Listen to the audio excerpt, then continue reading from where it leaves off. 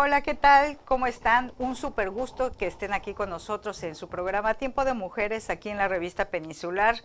Pues nosotras muy contentas aquí en este espacio donde tenemos la oportunidad de entrevistar a mujeres destacadas de nuestro medio, mujeres que han roto el techo de cristal, mujeres que pues han rebasado las expectativas que teníamos en generaciones pasadas de lo que podíamos lograr las mujeres, y hasta ahora pues hemos tenido historias fantásticas, historias increíbles de cómo las mujeres han podido pues salvar los obstáculos, llegar a puntos que no se imaginaban, y en fin, de eso se trata su programa Tiempo de Mujeres.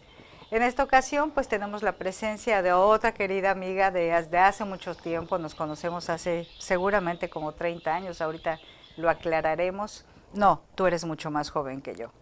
Y ella pues es una antropóloga, comunicóloga, maestrante en ciencias políticas, está por terminar un posgrado en ciencias políticas, pero más que nada es una comunicóloga muy particular porque es antropóloga, comunicóloga, pero además política con el ejercicio de la militancia en un partido político que es el PRD y del que le iremos preguntando poco a poco. Además es una mamá luchona con un hijo guapísimo que ya está muy grande, y que pues ha sido el motor de su vida para salir adelante.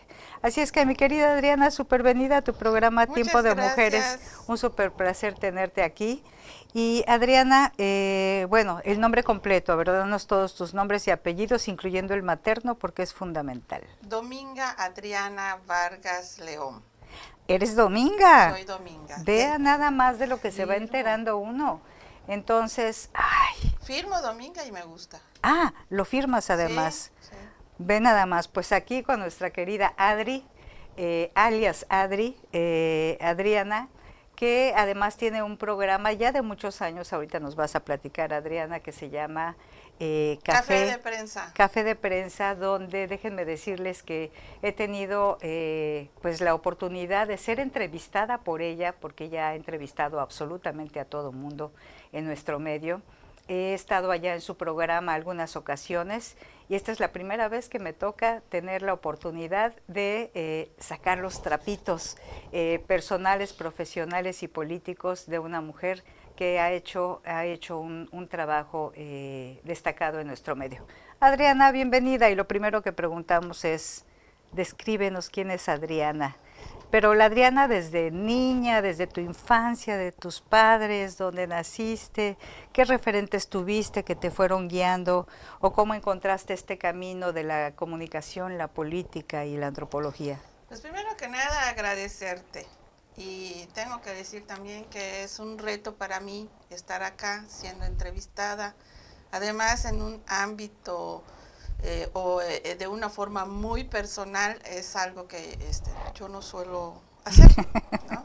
Soy regularmente muy cerrada para contar y platicar y hablar de mi vida personal, de mi vida privada, incluso por ejemplo en redes sociales se puede observar que yo regularmente coloco muchas cosas de mí, pero muy pocas cosas de mi vida familiar, ¿no? Entonces es un reto, muchas gracias, lo acepté con el gusto y las ganas de hacerlo, eso sí. Pues yo fui prácticamente hija única, ¿no? Crecí en una escuela, mi educación la recibí en una escuela religiosa, católica. Eh, Después, en la etapa adulta, fui atea muchísimos años, todavía hace como unos 3 años, regresé de nuevo a la religión católica. Yo elegí esa religión después de conocer muchas religiones. Fui muy rebelde de joven, hippie, etcétera, etcétera, muy contestataria. Y el periodismo llegó a mi vida muy joven, desde que yo estaba en la primaria. Un día me inscribí a un concurso de periodismo juvenil. Gané un premio nacional con un ensayo sobre la vida en el mar, porque a mí me gustaba mucho el mar y me sigue gustando mucho el mar.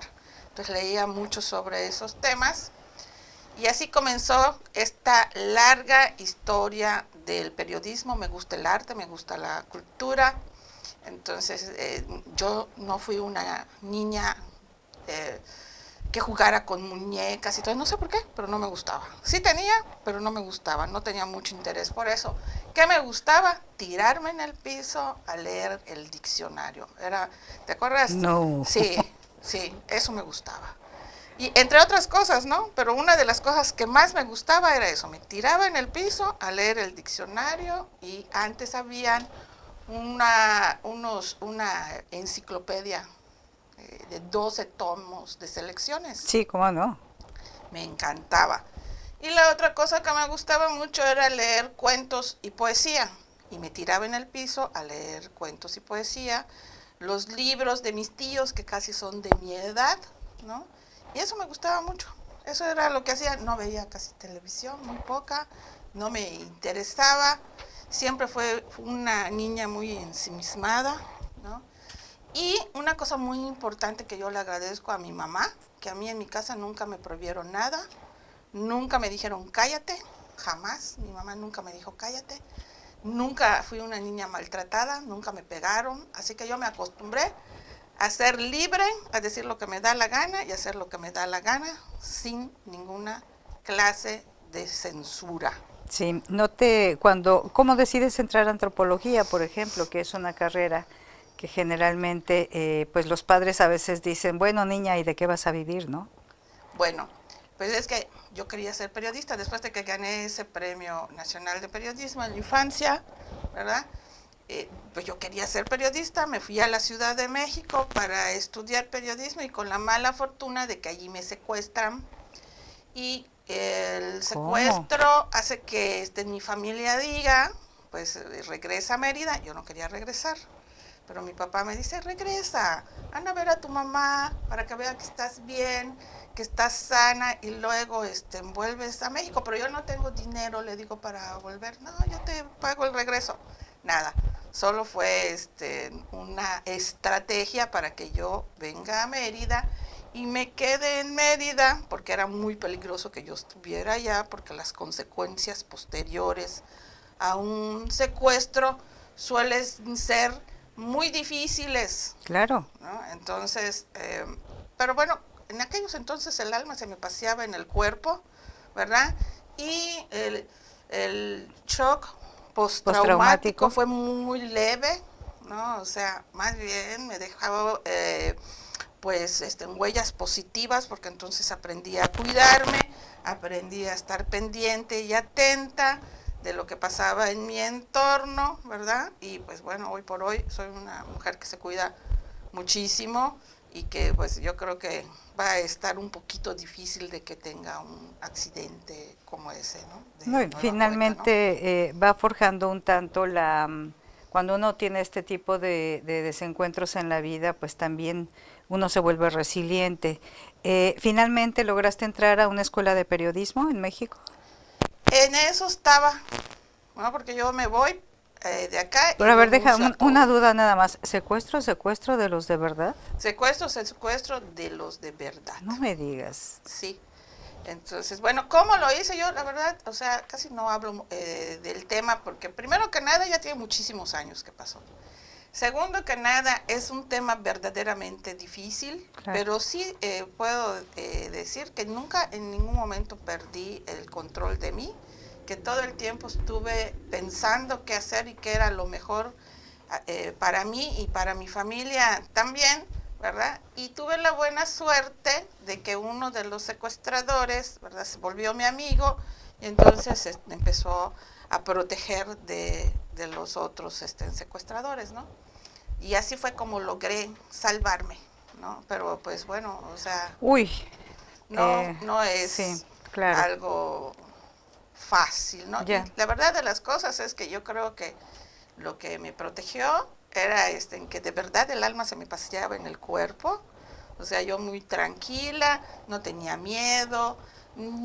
Yo la verdad en el primer momento pensé, voy a morir, aquí voy a morir. Después en un segundo momento pensé, soy mujer violada. Un montón de cosas pensé y ninguna de esas cosas ocurrieron.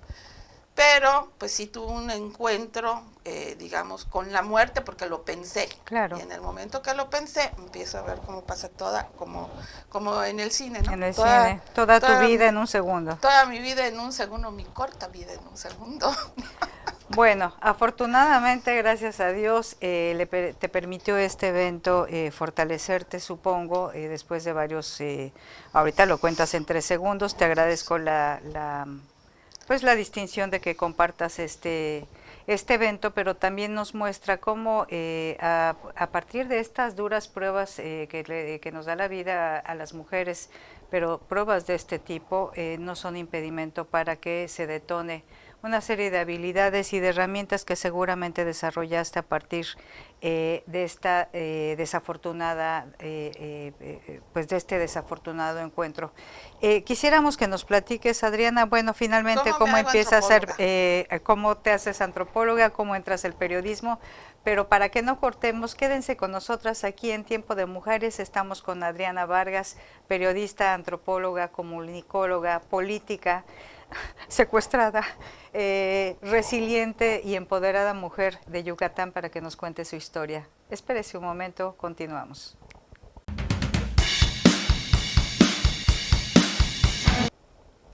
Estamos de vuelta aquí en su programa Tiempo de Mujeres con el control pues técnico de nuestro programa, de don José Moguel, que siempre nos ha acompañado y que por más que le insisto, porque lo quiero entrevistar para que nos diga qué tanto ha aprendido o se ha deconstruido a partir de todo lo que ha escuchado pues con 60 invitadas que ya tenemos más o menos, Adriana, poco más, poco menos, que nos han hablado de todos estos procesos de las mujeres.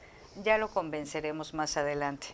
Adriana, nos comentabas hace un momento sobre tu vida, pues tu primera etapa y pues los obstáculos que uno se enfrenta y del apoyo que tuviste de una madre, siendo hija única, que seguramente te motivó para que lograras todas tus metas y tus sueños. A partir del evento desafortunado que nos comentabas, hasta donde recuerdo, regresas a Mérida y te encuentras con la antropología, ¿es así? Regreso a Mérida, lloro porque ya no puedo estudiar antropología, que eso es otra cosa, ¿no? Yo soy muy llorona, yo lloro mucho, ¿no? Y entonces lloré porque no podía estudiar periodismo. Y después de que terminé de llorar, dije, bueno, pues, ¿qué vas a hacer? ¿No? ¿Te gusta esto? ¿Te gusta lo otro? ¿Te gusta aquí? Y empecé a ir a un taller literario. Allí encontré a muchos muy buenos amigos que eran escritores y que también tenían la inquietud del periodismo, y se hicieron también muchos de ellos periodistas, ¿verdad? Y uno de ellos me dice, ¿y por qué no estudias antropología? Yo lo pensé y dije, pues sí, ¿verdad? Las técnicas de investigación son muy semejantes y además de eso me puedo especializar en literatura, ¿no? En lingüística y literatura, que también es algo que me gusta muchísimo. Y entonces así fue como entré a la Facultad de Ciencias Antropológicas. Fui a ver a Pepete, a Vilés Marín, y le dije, préstame unos libros para que yo estudie y presente el examen. Y me los prestó. Y me puse a estudiar, ¿no? Y presenté el examen, pasé, entré, y fue la cosa más maravillosa de mi vida estudiar antropología. Va muy bien con mi forma de ser, con mi espíritu aventurero, con mis inquietudes, ¿verdad? Soy una persona muy curiosa, soy una persona muy crítica, soy una persona muy observadora, ¿no? Entonces, bueno, eso va muy bien con mi forma de ser, con mis talentos y con mis cualidades. Pero entonces en el camino lo que pasó es ya no me especialicé en lingüística y literatura, sino en antropología social, ¿no?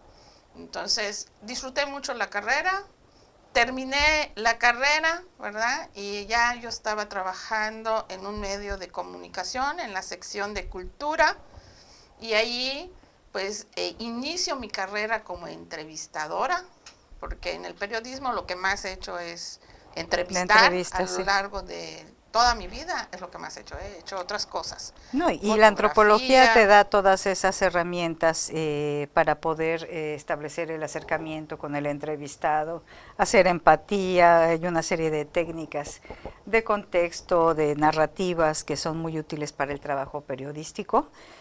Así es que hiciste ahí una buena combinación entre la antropología y la comunicación. Y la comunicación, y bueno, incursioné en algunas cosas, hice fotografía, hice antropología visual. Fui la primera que empezó a hacer esos famosos videos sobre el Hanal Pishan. Todavía tengo el documental, ya está muy viejito, pero pues está muy completo, todavía me gusta, a pesar de que ya pasó tanto tiempo, las imágenes tal vez ya no son tan buenas, pero la información sí. Y bueno, a veces pienso que es tiempo de que de nueva cuenta vuelva a hacer otro documental. Y en fotografía hice las fotografías del libro de Manuel Calero, que me gustaba mucho la fotografía. ¿Cómo no? Sí, sí, sí. De los pintores, ¿no? De los pintores. En voz de los pintores, los retratos, ¿no? Y bueno, pues esa también fue otra muy buena experiencia. Y he escrito ensayos y otras cosas. No me gusta mucho reportear, pero también lo hago, ¿no? O sea, ¿por qué? Por simple y sencilla vocación. Me gusta más otras cosas, ¿no? O sea, sí. Para las que otras cosas que se me dan con más facilidad, naturalidad, etcétera, ¿no? Entonces, has incursionado por varios medios, ¿no? No solamente visuales, sino también escritos. Mencionaste que tenías colaboración en un medio de comunicación impresa. ¿Estuviste por varios? ¿Cómo se inicia tu carrera independiente? Porque Adriana pues es una empresaria de la comunicación, vives de eso.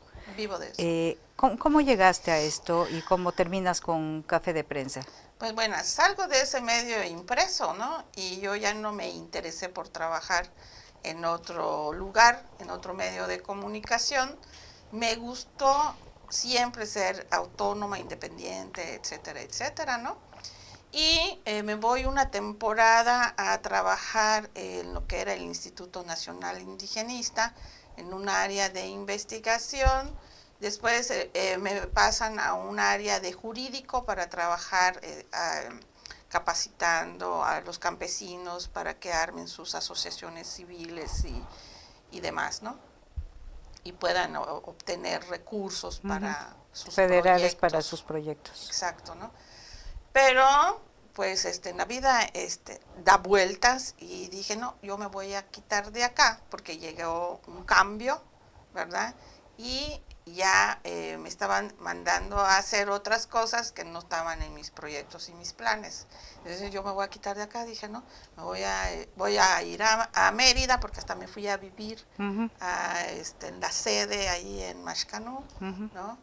Y aquí me voy a quedar a vivir, aquí está todo dar Mashcanú, decía, ¿no?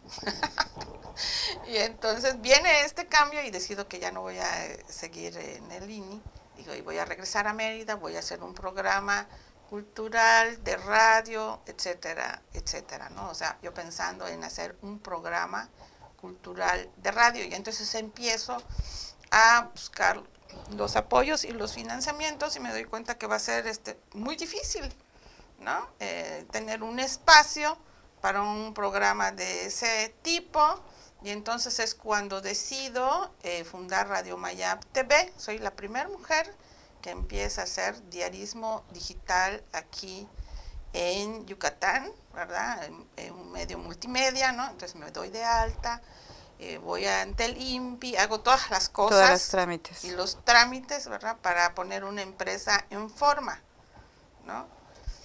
Y soy la primera mujer que empieza a hacer diarismo digital aquí en Yucatán. Y bueno, el cambio y la transformación de la tecnología pues me fue llevando a buscar diversos formatos y formas de comunicación, ¿no?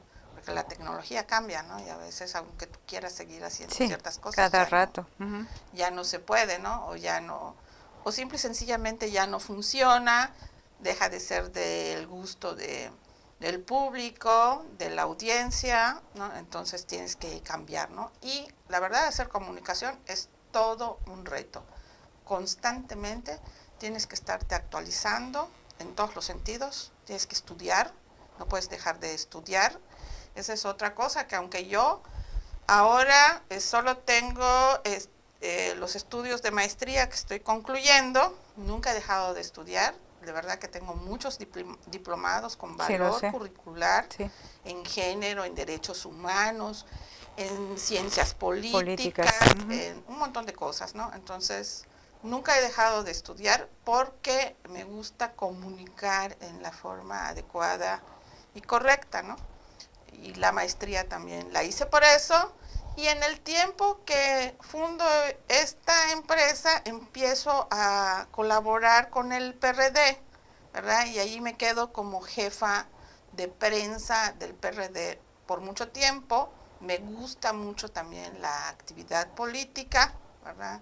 Yo creo que la gente, los ciudadanos, deben de participar políticamente lo más que puedan desde sus propios intereses, ¿verdad? Y particularidades, ¿no? Porque hay quienes quieren entrar a la política con todo y hay quienes no, solo quieren hacer algunas cosas nada más, ¿no? Sí, hay quien quiere dinero, hay quien quiere poder, hay quien quiere las dos cosas, pero hay quien tiene compromiso también, ¿no? Desde alguna posición. Yo sé, Adriana, que has sido también pionera en esta participación política de las mujeres en nuestro estado. Ahorita ya después de los cambios en la ley electoral desde 2014, la participación y la incursión de las mujeres, pues ya primero salieron las cuotas desde el 2007, 2009 se hacen cambios, en las Juanitas aparecen en el 2011 a nivel federal, pero a partir de 2014 las mujeres entran a lo que se llama pues la paridad total y la paridad sustantiva. Pero tú estás desde antes y yo recuerdo algunos bloqueos que te hicieron siendo mujer. ¿Las mujeres en política siguen pasando estos problemas, incluso hoy en día? Bueno, la verdad de las cosas es que una de las cosas que a ti te hicieron varias, yo me acuerdo. Sí, la verdad de las cosas es que una de las cosas más difíciles para mí es precisamente hablar de política y de violencia política. Es la cosa más horrorosa que pueda existir. Porque mucha gente, cuando se habla de violencia política, cree que son quejas de las mujeres que estamos locas. O sea, no. De entrada te descalifican. Te descalifican, ¿no? Y es una de las cosas más horrorosas porque el sistema patriarcal en el que vivimos, ¿verdad? Es toda una estructura que funciona en los partidos políticos. Sistemáticamente, valga la redundancia, ¿verdad? Violentándote de muchas formas.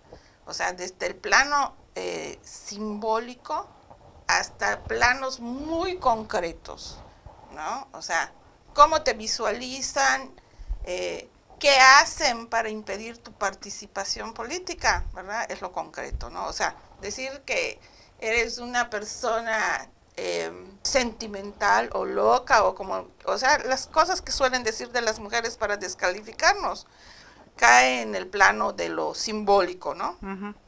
Pero ya, por ejemplo, cuando te empiezan a impedir, ¿verdad?, que ocupes cargos dentro de una estructura, cargos que son absolutamente importantes para que puedas crecer políticamente, eso ya es algo muy concreto. Sí, yo recuerdo en algún momento acompañé a Adriana, no me acuerdo ni por qué te acompañé, pero habían escondido las formas de inscripción para la participación a una candidatura y quedaban horas y te las escondieron, me acuerdo. Yo estaba contigo, no me acuerdo por qué te acompañé. Y como eso, pues uno ve reflejado incluso después de tantos años de militancia, de tener una posición pública. Adriana, precisamente por los medios y por su participación política, pues en el medio se te conoce, en el medio político y en el medio cultural, en el medio académico, y siguen pasando todavía este tipo de cosas, Adriana. Mira, es interesante ver que las leyes nos han dado la posibilidad, ¿verdad?, de poder demandar nuestros derechos y también ayudan a contener esta violencia política en contra de nosotras, las mujeres, y de verdad que son muy creativos para continuar violentando políticamente a las Pues mujeres. tienen su pacto, ¿no? Entre ellos se hacen... Sí, o sea, es los que partidos en Yucatán, una pregunta, siguen siendo netamente patriarcales, siguen ¿cierto? siendo netamente patriarcales. La verdad es que yo creo que algún día tal vez tendría que escribir algo al respecto, porque estar dentro del PRD fue como un laboratorio, ¿no? Y yo lo que observé, que lo que pasa en un partido político pasa en todos, porque es la misma cultura política para todos. Sí, la mexicana. La misma cultura política para todos y la misma cultura patriarcal para todos, ¿no? Entonces, el que diga que en su partido no pasa eso es miente, ¿no? Y que son democráticos, incluyentes, no discriminatorios y paritarios, es puro... Y las mujeres usualmente no enfrentan este tipo de cosas públicamente porque eso tiene consecuencias políticas, ¿verdad? Y que te pueden generar bloqueos todavía más fuertes, ¿no? Y anular tus posibilidades de participación. Pero la verdad es que cuando tú no estás considerada en ese esquema, enseguida te vas a dar cuenta, y la verdad es que tienes dos opciones: o seguir por alguna razón de un interés particular tuyo, o decididamente renunciar porque no vas a lograr lo que tú quieres. Así O sea, es. si no estás en la lista, no estás en la lista. Ahorita estamos en un intermedio intercampañas y yo esperaba ya verte pues en una lucha para una posición en el próximo proceso electoral. ¿Tienes planes? No, no me inscribí, no quise inscribirme. Yo ya participé en campañas electorales 3 veces. La primera vez que lo hice fue una lucha, un pleitazo, ¿verdad? Esa vez peleé con Alejandro Cuevas Mena, ¿verdad? O sea, y lo hice porque no me querían dejar que yo me inscriba, porque ya tenía Alejandro a su candidato. A sus candidatos, ¿verdad? Eran 2 compañeros, ¿no? Y entonces, bueno, como suele pasar, primero se socializa eso, ¿no? Entonces le dije aquella vez, oye, ¿me vas a apoyar? Y me dijo que no, de muy mala manera. Y entonces yo también le contesté, bueno, no me vas a apoyar a mí, entonces vas a apoyar a Sotanito o Sotanita, a compañeros que están en mi grupo, ¿no? Tampoco. Y entonces tuvimos allá un fuerte enfrentamiento y diálogo de temas políticos. Esa fue la primera vez. La segunda vez que participé, no siempre he querido participar, a veces me llaman para participar y les digo que no lo voy a hacer. Esta vez les dije también que no lo voy a hacer. Fue en 2018, la violencia política fue terrible, espantosa en el campo, en electoral, porque bueno, las campañas políticas son como la guerra, ¿no? Ahora sí que en el campo de la batalla electoral, la violencia fue horrorosa. Lo que yo encontré en investigación precisamente en 2018 y 2021 es que hay 3 etapas de la violencia política contra las mujeres. Aclaro, no en razón de género concretamente, pero violencia política contra las mujeres. También hay violencia política contra los hombres, pero contra las mujeres es superior. La primera se da dentro del propio partido, por la misma militancia y dirigencias. La segunda se da ya en el proceso electoral, frente al público y contra los adversarios.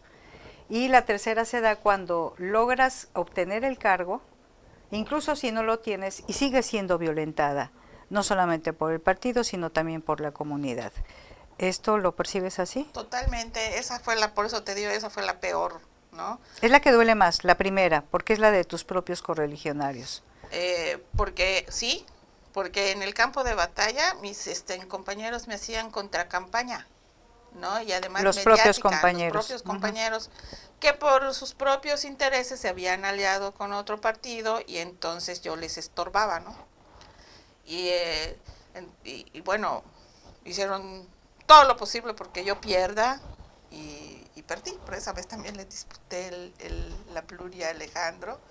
y también tuvimos allá un debate, fue la vez que me acompañaste. ¿Ah? Y pues bueno, nunca hemos tenido una buena relación ese compañero y yo, ¿eh? ¿Él sigue en el PRD o ya brincoleó? Se fue para Morena. No Sí, me digas, sí, ¿verdad? Es cierto, sí, entonces. sí. Bueno, un saludo aquí al amigo que no fue muy congruente y está con Morena. Está con Morena. ¿Qué buscará en Morena? Hueso, poder, seguir en la política. Todo junto. Tantos años después de tener la convicción por un partido y de repente este chapulineo que hemos visto es impresionante, Adriana. De todos los partidos políticos. Sí, totalmente chapulineo completo. Es parte de la cultura política mexicana de la que hablabas. Es penoso, ¿no? Sí, la verdad el tema del chapulineo es un tema interesante porque por un lado ellos están ejerciendo su derecho, ¿verdad?, a expresarse políticamente como quieran, ¿no? O sea, se los permite la Constitución. Sí. No están haciendo nada en contra de la Constitución. Pero el tema no es que esté prohibido o sea ilegal o algo así. El tema es ético. El tema es una línea así muy delgada, porque cuándo sí y cuándo no. Porque, por ejemplo, vamos a suponer algo, ¿no? Que a mí me estuvieran violentando en mi partido político de tal forma que fuera insoportable.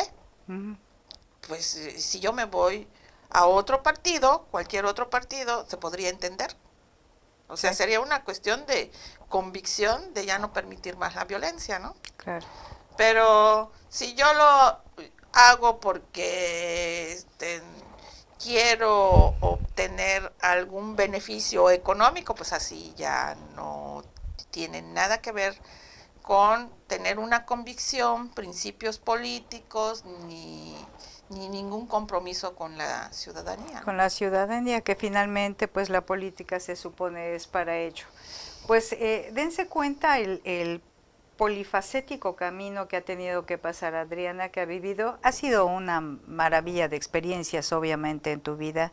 Pues todo finalmente es una experiencia positiva para la vida de las mujeres, pero como podemos darnos cuenta, pues los caminos no siempre son fáciles y el caso de Adriana es que has logrado mantenerte por convicción en el mismo partido, no chapulineó, siendo una persona conocida públicamente con una serie de redes políticas muy importantes, eso me consta, por su trabajo periodístico, por su canal particularmente, pero como podemos ver, pues es una gama de experiencias muy importantes que debemos de tomar en cuenta las mujeres. Pero no te me vayas, Adriana, tenemos un momentito más aquí en Tiempo de Mujeres. Vamos a una pausa y volvemos con Adriana Vargas. León, siempre se me olvida, León.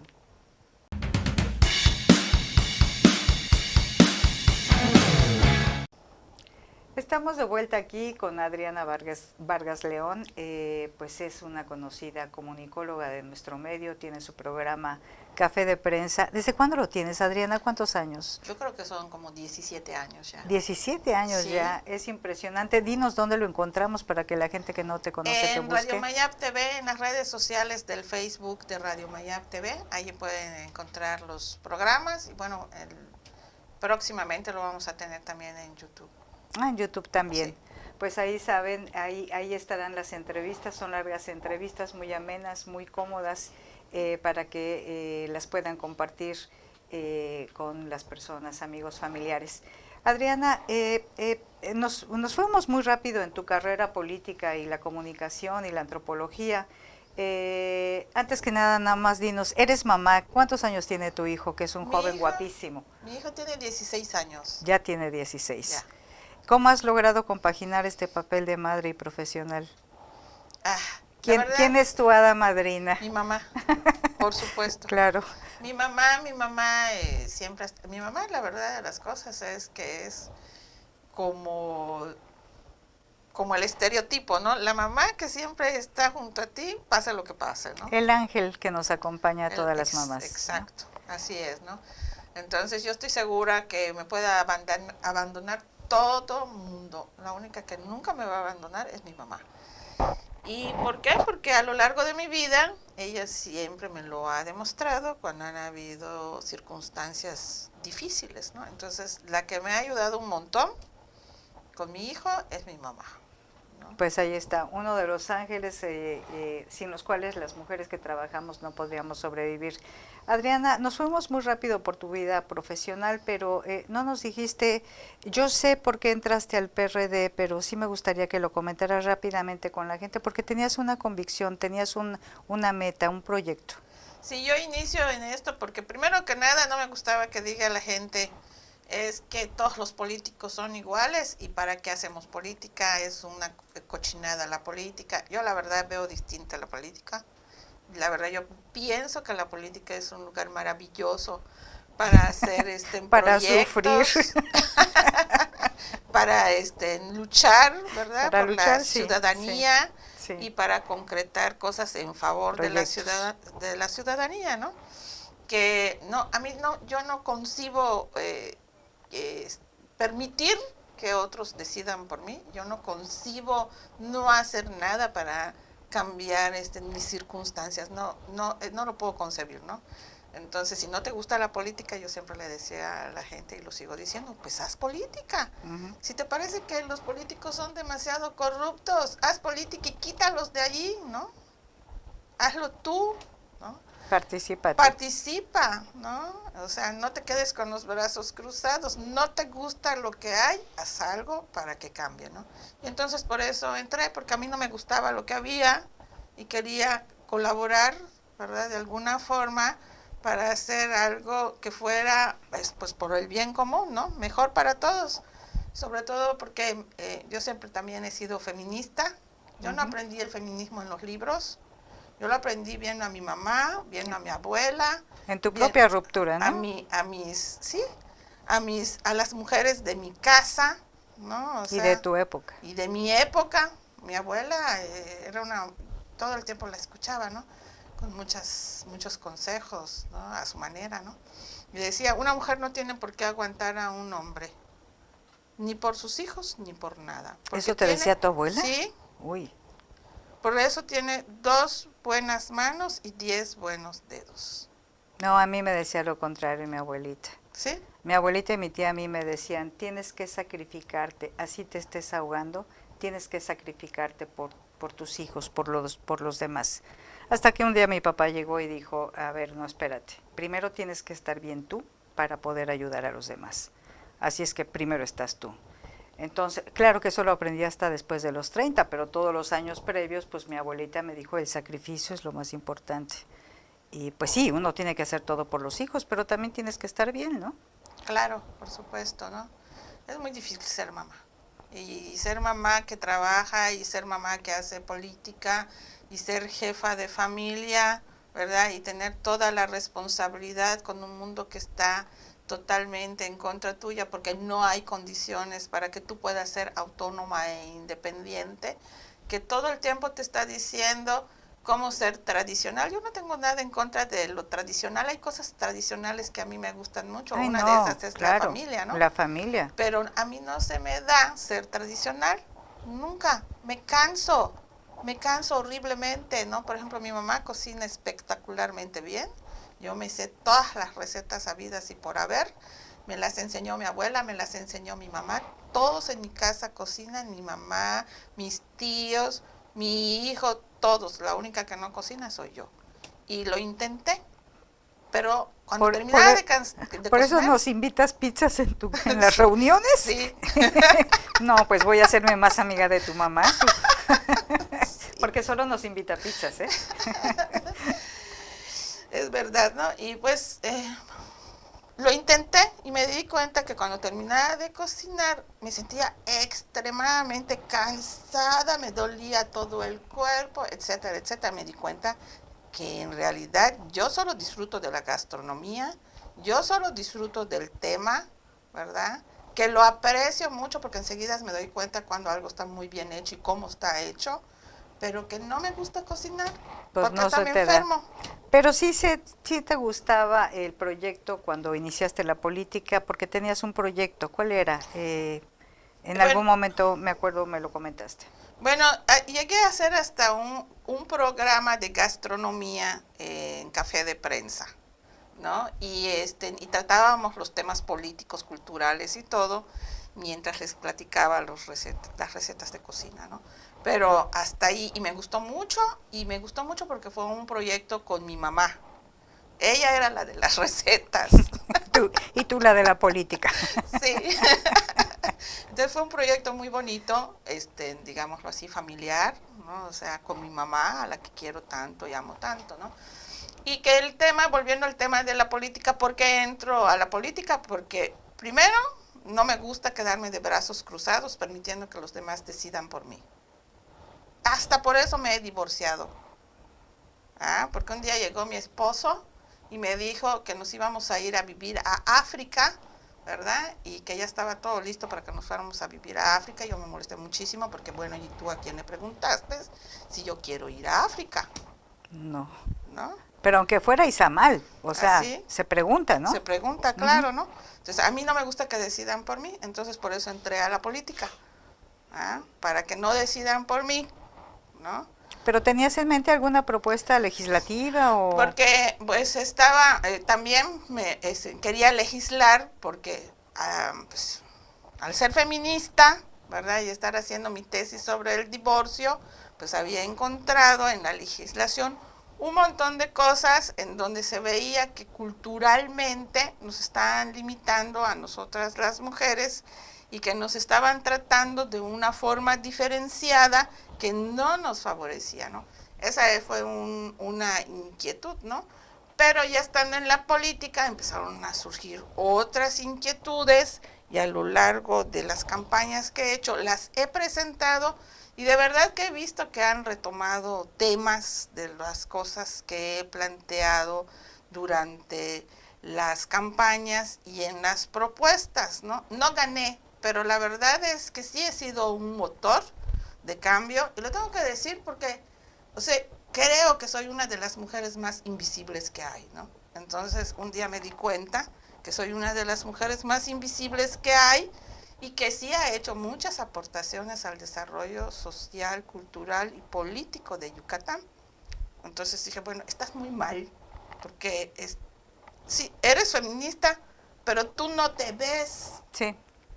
¿No? Y uno tiene que reclamar esos espacios. Y es precisamente, Adriana, este espacio busca precisamente eso, visibilizar las aportaciones que finalmente desde diferentes trincheras las mujeres hemos avanzado con el granito de arena, con el granote de arena, con un gran cambio, con un gran golpe de suerte. Muchas veces pues nos quedamos en el plan desconocido y pues de eso se trata este espacio que pues espero pues haya sido de tu agrado y que vuelvas pronto, pero si queremos cerrar con alguna idea. Pues muchas gracias, ¿no? Yo me siento orgullosa de lo que he hecho. ¿Satisfecha? Satisfecha, estoy feliz, ¿verdad? De lo que he hecho. Muy satisfecha con mi vida, de verdad que no me he quedado con ganas de hacer nada, he hecho todo lo que he querido, como he querido, cuando he querido, algunas cosas no han resultado como yo hubiera esperado, pero de verdad que no me arrepiento de haber hecho todo lo que hice. Agradecida con la vida entonces. Agradecida con la vida. Y bueno, yo creo que sí hubieron cosas que me facilitaron de repente la existencia, porque de repente sí, en mis años mozos era yo muy sui generis, ¿no? Y entonces cuando me volví mamá, la sociedad sí se relajó. Ya, finalmente purificaste tu pasado. Purifica mi pasado, mi vida, todo, ¿no? Y entonces se relajó porque sí había un acoso, ¿no? Y eso fue muy bueno para mí, ¿no? Y también fue una decisión que yo tomé porque yo no pensaba ser mamá, pero un buen día lo decidí también. Y estoy muy contenta con eso, ¿no? Con haber sido madre también, me enseñó muchas cosas la maternidad. Me enseñó a ver a las mamás de una forma que yo no podía ver antes, a reconocer el trabajo que una madre hace, ¿no? y me ayuda a crecer mucho. No, O y sea, además la satisfacción de la maternidad, incluso para quienes andamos en la vida pública y todo lo demás que pareciera que nos interesa más el espacio público, es muy importante para nosotras, pero pues finalmente nada se compara con la maternidad y las llamadas bendiciones, que vienen siendo bendiciones. Y espérate porque te falta ser abuela y ese es el regalo inesperado. Así es que esperamos que algún día seas abuela. Adriana, te agradecemos muchísimo, pues una charla muy agradable, esperemos que nos vuelvas a visitar, no te vamos a soltar ya de la agenda. Muchas gracias por estar aquí en Tiempo de Mujeres. A ti, muchísimas gracias, a tu auditorio, a tus seguidores en las redes sociales, a tu público. Muchas gracias, gracias don José Muguel y a la revista Peninsular. Nos vemos la próxima semana con una invitada más, una sorpresa.